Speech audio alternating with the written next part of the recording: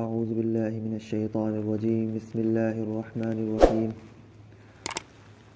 انما يستجيب الذين يسمعون والموتى يبعثهم الله ثم إليه يرجعون وقالوا لولا نزل عليه آية من ربه قل إن الله قادر على أن ينزل آية ولكن أكثرهم لا يعلمون وما من دابة في الأرض ولا طائر يطير بجناحيه إلا أمثالكم ما فرطنا في الكتاب من شيء ثم إلى ربهم يحشرون والذين كذبوا بآياتنا صم وبكم في الظلمات من يشاء الله يذلله ومن يشاء يجعله على صراط مستقيم قل أرأيتم إن أتاكم عذاب الله أو أتتكم الساعة وغير الله تدعون إن كنتم صادقين بل إياه تدعون فيكشف ما تدعون إليه إن شاء وتنسون ما تشركون دعوت حق پر لبیک تو وہ لوگ کہتے ہیں جو سنتے ہیں. انما یستجیب الذین یسمعون، جواب وہ دیتے ہیں، لبیک وہ کہتے ہیں یا قبول وہ لوگ کرتے ہیں جن کے اندر سننے کی صلاحیت موجود ہوتی ہے، اور جن کے اندر سننے کی صلاحیت موجود نہیں ہے تو وہ لبیک نہیں کہتے. مراد اس سے یہ ہے کہ جب حق ان کے سامنے پہنچا ہے، ان کے اندر اگر صلاحیت موجود ہے حق کو سمجھنے کی، حق کو قبول کرنے کی، تو پھر وہ اس کو لبیک کہیں گے، اس کو قبول کریں گے. اور وہی لوگ قبول کریں گے جو اس کے سننے کی، سمجھنے کی صلاحیت رکھتے ہوں، اور جن کے اعمال کے سبب سے ان کے دلوں پر مہر لگا دی گئی ہو وہ مردہ ہیں. اور مردے کو کوئی شخص آواز دے تو وہ جواب نہیں دیتا، وہ حرکت نہیں کرتا، وہ دیکھتا نہیں ہے. تو ایسے لوگوں کی مثال کہ حق تو سامنے آ گیا ہے، سورج چمک رہا ہے، دن نکل آیا ہے، اب اس کو دیکھنے کے لیے آنکھیں درکار ہیں. تو جس کے پاس آنکھیں ہوں گی اس کو بصیرت ہو جائے گی، اور اس کے ذہن میں فوراً ہوگا کہ سورج نکل چکا ہے، اس بات کو وہ تسلیم کرے گا. حق جب اس کے سامنے آئے گا تو وہ اس کو قبول کرے گا، اس کو تسلیم کرے گا، اور اس کے مقتضیات پر، اس کے جو تقاضے ہیں ان پر عمل کرے گا. لیکن اس کے مقابلے میں جو شخص حق کو دیکھ کر جان بوجھ کر چھوڑتا ہے وہ مثل اس مردے کے ہے جو نہ تو جواب دیتا ہے، نہ ہی وہ دیکھتا ہے، نہ ہی وہ کسی چیز پر لبیک کہتا ہے. انما یستجیب الذین یسمعون، جواب قبول تو وہ لوگ کرتے ہیں جو سنتے ہیں. والموتى یبعثهم اللہ، جہاں تک تعلق ہے مردے کا تو اللہ رب العالمین اس کو اٹھائیں گے قیامت کے روز، پھر اب اللہ رب العالمین کی جانب ہی ان کو لوٹایا جائے گا. تو ایسے شخص کا نتیجہ یہ ہے کہ بس اس پر زیادہ محنت کرنے کی ضرورت نہیں ہے. جب معلوم ہو جائے کہ یہ جان بوجھ کر اعراض کر رہا ہے اور حق اس تک پہنچ گیا ہے تو وہ اس مردے کی مانند ہے کہ جس کو اللہ رب العالمین اب بس قیامت میں اٹھائیں گے اور اس کا حساب و کتاب وہ خود دیکھ لیں گے. وقالوا لولا نزل علیہ آیۃ من ربی، انہوں نے کہا کہ ان پر ان کے رب کی جانب سے کوئی معجزہ کیوں نازل نہیں ہوا. بہت طرح کے انہوں نے معجزے سفارشات کر رکھی تھی، بہت سے معجزے ان کو دکھائے گئے تھے. رسول اللہ صلی اللہ علیہ وسلم کی ذات کے اندر جو اس وقت کے لیے معجزے تھے وہ ان کے سامنے تھے، اور قیامت تک کے رہنے والا معجزہ قرآن مجید ان کے سامنے تھا. لیکن پھر بھی معجزوں کی نئی نئی فرمائش تھی، اور اس فرمائش میں سے جو انہوں نے فہرست بنا رکھی تھی پھر کہتے تھے کہ ہماری اس فہرست میں سے کوئی معجزہ کیوں نہیں آیا. کبھی کہتے کہ اپنے لیے ایک سونے کا گھر بنا کر دکھاؤ، کبھی کہتے کہ اپنے لیے 2 باغ تیار کر کے دکھاؤ، کبھی کہتے کہ آسمان پر چڑھ جاؤ، اور ساتھ میں یہ بھی کہتے کہ صرف چڑھنا کافی نہیں ہے بلکہ وہاں سے فرشتوں کو بھی لاؤ اور اللہ کو بھی لے کر آؤ. اس طرح کے ان کے ایک فہرست تھی جو انہوں نے بنا رکھی تھی. تو اس میں سے جب ان کے اظہار کے لیے کوئی چیز نہیں ہوتی تو پھر کہتے ہیں کہ ان پر کوئی معجزہ نازل کیوں نہیں ہوا، جبکہ دوسرے معجزے ان کے سامنے موجود تھے.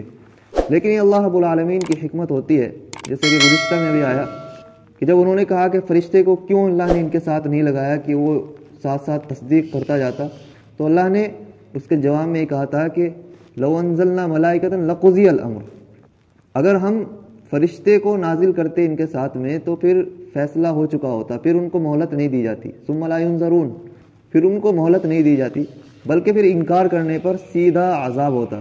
اور گزشتہ قوموں کو اسی طرح انہوں نے اپنے آپ کو اسی طرح تباہ کیا کہ پہلے ایک خاص معجزے کا انہوں نے سوال کیا اور جب اس خاص معجزہ ان کے سامنے آ پہنچا تو پھر اس کا انکار کر بیٹھے. حضرت صالح علیہ السلام کی اونٹنی، انہوں نے کہا کہ حضرت صالح علیہ السلام سے قوم نے کہ اگر تم سچے نبی ہو تو اس پہاڑ سے اونٹنی نکال کر دکھاؤ. انہوں نے کہا کہ دیکھو پھر تم اس کا انکار مت کر دینا کہ نہیں. تو حضرت صالح علیہ السلام نے دعا کی تو پہاڑ کی غار میں سے ایک بہترین اونٹنی، گیابھن اونٹنی نکل کر آئی، جس کا وہاں کوئی سراغ بھی نہیں تھا اور ممکن نہیں تھا کہ وہاں سے وہ نکل کر آ سکتی تھی. پھر جب انہوں نے دیکھا کہ یہ تو پورا ہو گیا، حضرت صالح نے کہا کہ اب شرط یہ ہے کہ جس دن یہ چگے گی، جس دن یہ چارہ کھائے گی، جس دن یہ پانی پیے گی، اس دن تمہارے مویشی نہیں آئیں گے. وہ کھاتی تھی بہت زیادہ، جس دن آتی تھی پانی پر تو پورا کنواں سوکھ جاتا تھا. وہ پریشان ہو گئے کہ ان کے مویشی کے لیے جانور. ایک شخص نے موقع لگا کر اس کو قتل کر دیا، پھر ان پر عذاب آیا اس کے نتیجے میں. تو جب انہوں نے خاص معجزے کا سوال کیا اور وہ خاص معجزہ ان کے سامنے پیش ہوا لیکن اس کا بھی انکار کر بیٹھے، اور خاص معجزے کا انکار کرنا یہ سبب ہوتا ہے عذاب کا. تو اللہ رب العالمین کی حکمت یہ ہے کہ کسی خاص معجزے کو ان کے سامنے پیش نہ کریں تاکہ ان کو کچھ مہلت رہے. وقالوا لولا نزل علیہ آیۃ من ربی، انہوں نے کہا کہ کیوں نہیں ان پر ان کے رب کی جانب سے کوئی معجزہ نازل ہوا. آپ فرما دیجئے ان اللہ قادر علی ینزل، اللہ رب العالمین اس پر قدرت رکھتے ہیں کہ وہ کوئی معجزہ نازل کر دیں، لیکن ان میں سے اکثر لوگ نہیں جانتے. کیا بات نہیں جانتے؟ کہ جب کوئی خاص معجزہ آئے گا تو پھر فیصلہ کر دیا جائے گا. تو اللہ کی حکمت یہ ہے کہ اس کو خاص معجزے کو نازل نہ کریں. وما من دابۃ فی الارض ولا طائر یطیر بجناحیہ، کوئی بھی جانور زمین میں یا کوئی بھی پرندہ جو اپنے دونوں بازو سے اڑ رہا ہے وہ تمہاری طرح گروہ ہیں. ان میں بھی ایک علامت ہے انسان کے لیے کہ جانور اور پرندے، اور جانور سے مراد صرف چوپائے نہیں بلکہ حشرات الارض، جو کیڑے مکوڑے چھپکلیاں وغیرہ اس میں سب شامل ہیں، کہ ان کی گروہ بندی بھی اللہ رب العالمین نے فرما رکھی ہے. پرندوں کا بھی یہی حال ہے، اور سب کی تعداد موجود ہے اللہ کے خاص اس رجسٹر میں جس کو تقدیر کہا جاتا ہے. اللہ رب العالمین کے اس میں سب لکھا ہوا ہے، اور لکھنا اللہ رب العالمین کی ضرورت نہیں ہے بلکہ یہ انسان کے ذہن کے قریب کرنے کے لیے یہ کہا ہے، یہ لکھا گیا ہے تاکہ وہ دیکھ لیں کہ جس کا شمار موجود ہوتا ہے تو اس کا پیدا کرنا، اس کا دوبارہ زندہ کرنا اور اس کو رزق پہنچانا یہ آسان ہوتا ہے. تو انسان کے ذہن کے قریب کرنے کے لیے اللہ نے اس رجسٹر میں یہ لکھا ہے کہ کتنے جانور ہیں، کس کس کو کیا کیا کھانا ہے، کون کون گروہ بندی میں رہے گا. سب لوگ گروہ بندی میں رہیں گے، جانور بھی گروہ بندی میں رہیں گے.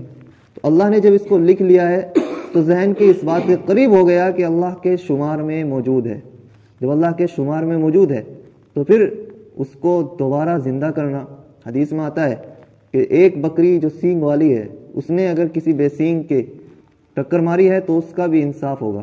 اس سے مراد یہ نہیں ہے کہ ان کو مکلف کیا گیا ہے، ان کو گناہ ملتا ہے ایک دوسری بکری کو ٹکر مارنے سے، نہیں، بلکہ مکلف نہیں کیا گیا، بلکہ ان کو اللہ کا انصاف یہ ہے. اور انصاف ہر چیز کے ساتھ ہوگا، خواہ وہ جانور ہو، خواہ وہ انسان ہو، خواہ وہ کوئی بھی چیز ہو، ہر چیز کے ساتھ انصاف کیا جاتا ہے اللہ کے نزدیک. تو اس سے مراد مکلف نہیں ہے. والذین کذبوا وما من دابۃ، کوئی بھی جانور زمین میں یا کوئی بھی پرندہ جو اپنے بازو سے اڑ رہا ہے وہ تمہاری طرح گروہ ہیں، اور ہم نے نہیں چھوڑا اپنے رجسٹر میں کچھ بھی چیز. ثم الی ربہم یحشرون، پھر وہ اپنے رب کی جانب جمع کیے جائیں گے. اور جن لوگوں نے تکذیب کی ہماری آیتوں کی وہ گونگے ہیں اور بہرے ہیں، تاریکیوں میں ہیں، جیسا کہ ابھی مثال گزری کہ وہ مردہ کی طرح ہیں. من یشاء اللہ یضللہ، تو اللہ جس کو چاہے اس کو گمراہ کر دے اور جس کو چاہے راہ ہدایت پر لگا دے. اور اللہ کس کے لیے چاہتے ہیں؟ جو انسان حرکت کرتا ہے.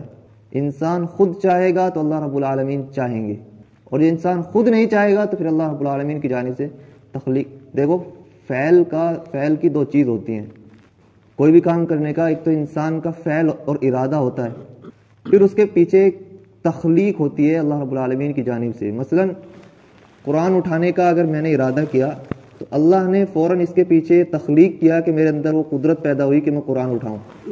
تو بندے کا ارادہ اور اللہ کی تخلیق، ان دونوں چیزوں سے مل کر کوئی کام ہوتا ہے. انسان جب چاہتا ہے کہ وہ راہ ہدایت پر چلے تو اللہ کی جانب سے تخلیق ہوتی ہے اس فعل کی، تو ہدایت پر آ جاتا ہے. اور جب چاہتا ہے کہ گمراہی پر چلے تو پھر تخلیق ہوتی ہے اس گمراہی کی کہ وہ گمراہی پر آ جاتا ہے.